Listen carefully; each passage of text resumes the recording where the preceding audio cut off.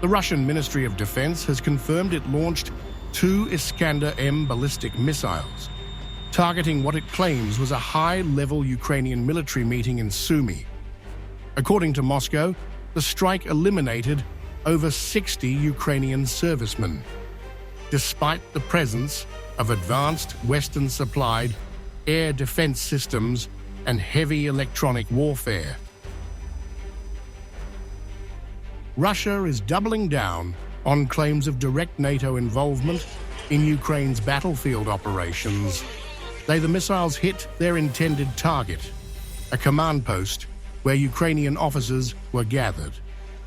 But what's raising international eyebrows is Moscow's claim that NATO-linked personnel were also present at the meeting. Lavrov accused Ukraine of hosting what he described as a meeting between senior Ukrainian military commanders and their Western allies, alleging some were active NATO servicemen operating under unofficial guises.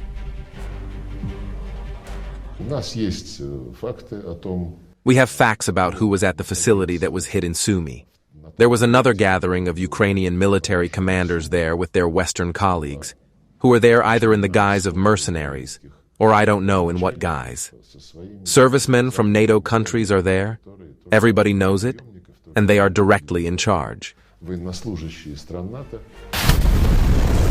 The strike on Sunday morning, which Ukrainian officials say involved 2 ballistic missiles, hit Sumy's city center, just 30 kilometers from the Russian border.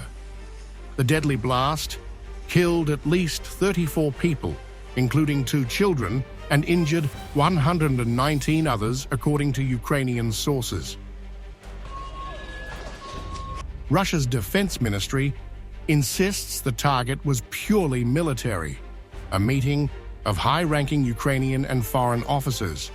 The Kremlin echoed this, with spokesman Dmitry Peskov reaffirming that Moscow's military only strikes military targets. But the high civilian toll has sparked outrage across Ukraine and its Western allies. This marks the second major attack in just over a week that has claimed civilian lives, intensifying scrutiny on Russia's military tactics. Ukrainian authorities have not confirmed the presence of foreign military personnel at the targeted location, but say the attack deliberately struck a civilian area and amounted to a war crime. Lavrov's remarks, however, suggest that Moscow sees the presence of NATO-linked personnel on the ground as justification for intensified military action and a further blurring of lines between the Western alliance and Kyiv's forces. As the war enters a critical phase, this latest accusation signals a deepening narrative from Moscow that it's no longer just fighting Ukraine, but also confronting NATO operatives directly involved in command and strategy.